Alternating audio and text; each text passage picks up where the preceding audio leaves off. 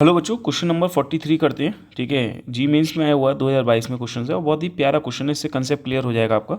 ये कह रहा है एक parallel beam of light is fall on the transparent spherical globe. Spherical globe, देखो स्फेरिकल पहले ग्लोब बना लेते हैं। ठीक है, देखिए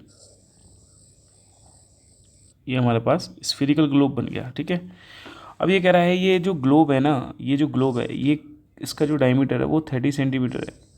कितना है? 30 सेंटीमीटर। क्लियर।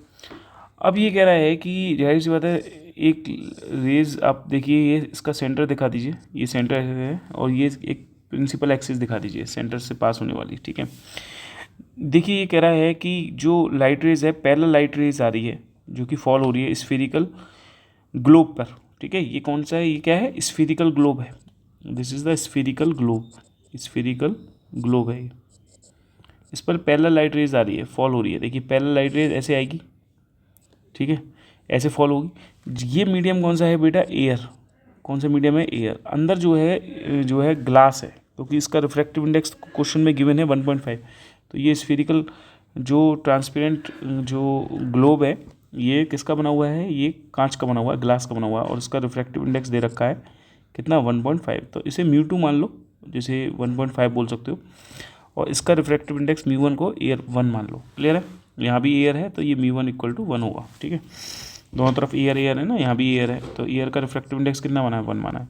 जब ये रेज रेयर मीडियम से डेंसर मीडियम में जाएगी, तो मैंने तुम्हें पहले बताया था कि जब भी कभी कोई लाइट रेज रेयर मीडियम से, ये रेयर मीडियम है ये डेंसर है, रेयर से डेंसर में जाए तो सबसे पहले आपको नॉर्मल बनानी पड़ेगी। सेंटर ऑफ कर्वेचर से पास होने वाली लाइन्स क्या होती है? नॉर्मल ही होती है।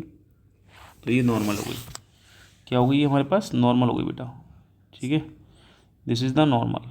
क्लियर, ये नॉर्मल हो गई हमारे पास। ठीक, नॉर्मल। अब आप यहाँ पर देख सकते हैं कि ये लाइट रे जब रियर से डेंसर में आएगी तो ये बेंड होगी। जब ये बेंड होगी तो ये ऐसे जाएगी। अगर ये वाला सरफेस नहीं होता, ये सरफेस अगर आपका नहीं होता ये वाला, तो क्या होता? लाइट रे सीधे निकल जाती भाई, सीधे निकल जाती और फाइनल इमेज यहाँ बनती नहीं बनती। लेकिन लेकिन लेकिन इसकी वजह से, इस वाले सरफेस की वजह से, ठीक है, क्या हुआ? लाइट रेज और बेंड होगी, क्योंकि लाइट रेज डेंसर से रेयर में जा रही है। जब लाइट रेज डेंसर से रेयर में जाएगी तो जाहिर सी बात है बेंड होगी। अब बेंड होगी अवे फ्रॉम द नॉर्मल, लेकिन नॉर्मल तो तुमने यहाँ पे बना ही नहीं है। तो सबसे पहले यहाँ पे नॉर्मल बना लो। नॉर्मल कैसे बनेगी? इस सेंटर ऑफ कर्वेचर से पास होने वाली लाइन क्या कहलाती है? नॉर्मल। तो ये एक और नॉर्मल बन गई, ये एक नॉर्मल और बन गई। ठीक है, अब आप क्या दिखाओगे कि इस नॉर्मल से दूर जाए रेज तो फाइनली रेज यहाँ जाएगी, यहाँ मिलेगी, कन्वर्ट होगी। तो ये बेटा नई इमेज बन जाएगी आपकी फाइनल। ये कौन सी है? अगर ये नहीं होता ये वाला सरफेस, तुम इस सरफेस को नाम दे दो चलो। ठीक है, ऐसे इस सरफेस को नाम दे दो चलो। ठीक है, ये मान लो ये पॉइंट पी है, ये जो पॉइंट है ये पी डैश है। ये मान लो ये पी है, ये अब मान लो ये ए है और ये मान लो ये बी है। ये रिफ्रैक्टिंग सरफेस है ए पी बी और ये रिफ्रैक्टिंग सरफेस हो गया ए डैश, पी डैश और बी डैश। तो मैं ये कहना चाह रहा हूँ, फिर से समझो, इस क्वेश्चन में लाइट रे जब एंटर कर रही है, पैरेलल जा रही है प्रिंसिपल एक्सिस के, तो जाहिर सी बात है जब वो रियर मीडियम से डेंसर मीडियम में जाएगी तो सबसे पहले इस refracting surface A P B के लिए नॉर्मल बना दी। तो लाइट रेज क्या होगी? रियर से डेंसर में बेंड हो जाएगी टुवर्ड्स नॉर्मल, तो नॉर्मल की ओर झुक गई। लेकिन अगर ये रिफ्रैक्टिंग सरफेस नहीं होता, कौन सा? ए डैश, पी डैश, बी, तो लाइट रेज सीधे जाके कहाँ मिलती? आई डैश पे मिलती। लेकिन इसने क्या किया, जब वो लाइट रेज डेंसर से रेयर में जाएगी तो बेंड होगी अवे फ्रॉम द नॉर्मल, लेकिन तुमने पहले फिर से नॉर्मल ड्रॉ करी तो दिखाया ये नॉर्मल जब ड्रॉ करी तो फाइनली रेज कहाँ के मिलती है? यहाँ पर मिलती है। ठीक है बेटा, तो ये चीज़ थी। क्लियर। अब आपको इसके अलावा तो कुछ दे नहीं रखा। तो सबसे पहले फॉर रिफ्रैक्टिंग सरफेस, देखो सुनो, for refracting surface A B के लिए देखो, for refracting surface A P B के लिए देखो, ए पी बी के लिए, जब ए पी बी के लिए आप देखोगे, ठीक है, तो देखो ध्यान से सुनो, refracting surface A P B के लिए देखोगे तो फॉर्मूला क्या होता है? μ2 अपॉन वी माइनस के μ1 upon u equal to μ2 minus μ1 upon radius of curvature R. तो सबसे पहले ए पी बी के लिए अगर रिफ्रैक्टिंग सरफेस के लिए देखें तो सबसे पहले देखो बेटा, इसके लिए, इस वाले सरफेस के लिए यू की वैल्यू बताओ कितनी होगी? यू की वैल्यू तो रेज कहाँ से आनी है? इन्फिनिटी से, तो माइनस इन्फिनिटी लिख सकता हूँ। अच्छा, रेडियस ऑफ कर्वेचर इसकी कितनी होगी बेटा? यहाँ से यहाँ तक की दूरी तो रेडियस ऑफ कर्वेचर कहलाएगी, बोलो। और वो भी रेडियस ऑफ कर्वेचर जो है रेज के डायरेक्शन में है तो प्लस लेंगे, प्लस के 15 सेंटीमीटर लेंगे। तो तो ये जो रेडियस ऑफ कर्वेचर होगी ये प्लस के 15 सेंटीमीटर लेंगे, क्योंकि डायमीटर की आधी रेडियस ऑफ कर्वेचर होती है, और जो क्योंकि पी से यहाँ तक रेडियस ऑफ कर्वेचर की डिस्टेंस है, तो ये किस डायरेक्शन में ले रहे हो आप, रेस की डायरेक्शन में, और रेस की डायरेक्शन में जो डिस्टेंस मेजर करते हैं वो कैसे लेते हैं, पॉजिटिव, इसलिए +15 ले लिया है। ठीक है, वी कितना होगा, वी ये जो इमेज बनेगी भाई रिफ्रैक्टिंग सरफेस APB के लिए फाइनल इमेज ये बनती, अगर ये नहीं होता तो इमेज यही तो बनती। तो बेटा देखो यहाँ से यहाँ तक की दूरी निकाल रहा हूँ मैं, ये वाली दूरी, ये वाली दूरी निकाल रहा हूँ, इस दूरी को नाम दे दो चलो V डैश। ठीक है, तो ये दूरी है V डैश, ये कितनी होगी ये निकाल रहा हूँ, तो इस वाले सरफेस में V डैश लिख दो। चलो μ2 की वैल्यू कितनी है, क्वेश्चन में पता है तुम्हें 1.5 है, V डैश कितनी है निकालनी है, μ1 की वैल्यू तुम्हें 1 दे रखी है, u की वैल्यू आपको पता है इन्फिनिटी है, -इन्फिनिटी, फिर μ2 की वैल्यू कितनी है वही 1.5 माइनस के 1 अपॉन रेडियस ऑफ कर्वेचर आपके पास 15 दे रखी है। क्लियर है, तो अब आप देख सकते हैं यहाँ पर ये हो गया 1.5 अपॉन V डैश। ठीक है, ये तो वैल्यू 0 हो गई, 1 upon infinity minus minus plus होता है, और 1 अपॉन इन्फिनिटी 0 होता है। ठीक है, ये हो गई 0.5 अपॉन 15। चलिए यहाँ से सॉल्व कर लीजिए, 1.5 upon V dash equal to हो गया ये 0.5 अपॉन 15। सही है, पॉइंट हटा लीजिए, यहाँ पे 10 लगा लीजिए, यहाँ से पॉइंट हटा लीजिए, यहाँ पे 10 लगा लीजिए, इस 10 से ये 10 काट दीजिए, और देखिए 5 से ये काट दीजिए, 5 3 जा 15, तो V डैश कितनी आ गई आपके पास, आ गई 45 सेंटीमीटर आ गई।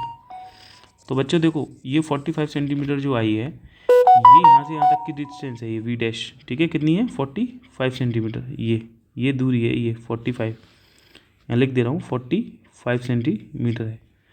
तो ये बताओ यहाँ से यहाँ तक की डिस्टेंस कितनी हो जाएगी, यहाँ से यहाँ तक की भाई 30 तो ये है, ये 30 और 15 45 तो ही होगी ना, तो ये 15 हो जाएगी। ठीक है, अब देखो for refracting surface A dash P dash B के लिए देखते हैं। ठीक है, फाइनल इमेज निकालनी है ना हमें, तो फॉर रिफ्रैक्टिंग सरफेस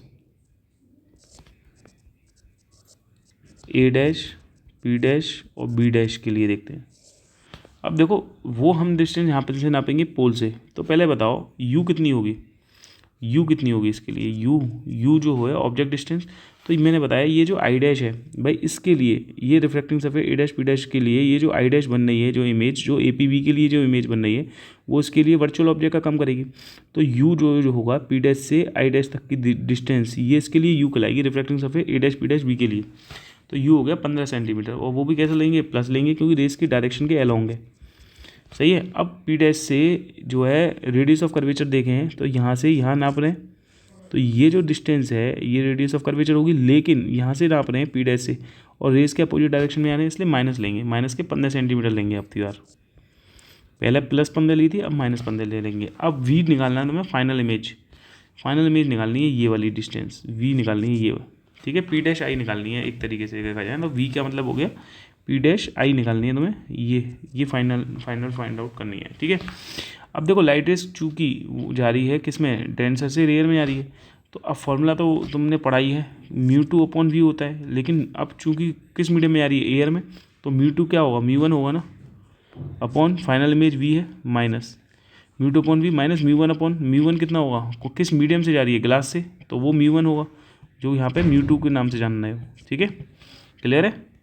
अरे भाई refracting surface A dash P dash के लिए जिस मीडियम में जाती है पहले वो लिखा जाता है, जैसे इससे इसमें जा रही थी, इससे इसमें जा रही थी, तो μ2 अपॉन V लिखते हैं। μ2 कौन था भाई, ये तो था ही μ2 अपॉन V, ये लिखेंगे, मतलब जिसमें जा रही है वो वाला रिफ्रैक्टिव इंडेक्स यूज़ करो, जिसमें जा रही थी μ2 में जा रही है। अब जिसमें पहुँच रही है, जिसमें जा रही है वो कौन है, एयर है, तो एयर का रिफ्रैक्टिव इंडेक्स पहले यूज़ किया है, अपॉन V तो रहेगा ही रहेगा। फिर जिस मीडियम से जा रही है उसका रिफ्रैक्टिव इंडेक्स यूज़ करो, जैसे इसमें जा रही थी ये बाद में यूज़ किया था, अब इसमें जा रही, इससे जा रही है ग्लास से एयर में जा रही है ना, तो ये वाला रिफ्रैक्टिव इंडेक्स यूज़ करो -μ2 अपॉन U।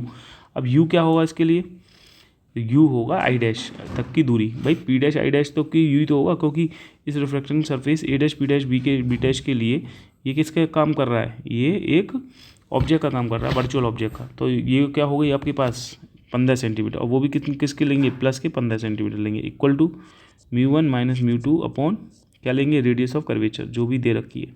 चलो μ1 की वैल्यू बताओ कितनी है, μ1 की वैल्यू तो वही थी 1 अपॉन V, μ2 की वैल्यू वही थी 1.5 अपॉन 15 इक्वल टू ये हो गया 1 minus 1.5 upon radius of curvature कितनी है, माइनस के 15। चलो अब सॉल्व कर लो, सिर्फ 1 अपॉन V माइनस के ये हो गया 1.5 अपॉन 15, पॉइंट हटा दो 10 नीचे लगा लो, इक्वल टू ये हो गया माइनस के 0.5 अपॉन के माइनस के 15, ठीक है।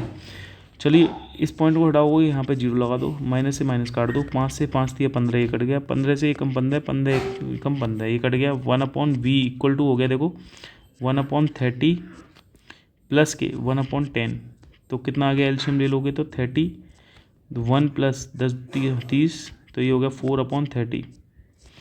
तो बच्चों v की वैल्यू जो आएगी यहाँ पर, जो v आएगी वो आएगी तुम्हारे पास 30/4। तो देखो 2 दूनी 4, ये हो गया 15, ये हो गया 7.5 सेंटीमीटर, क्या होगा ये 7.5 सेंटीमीटर।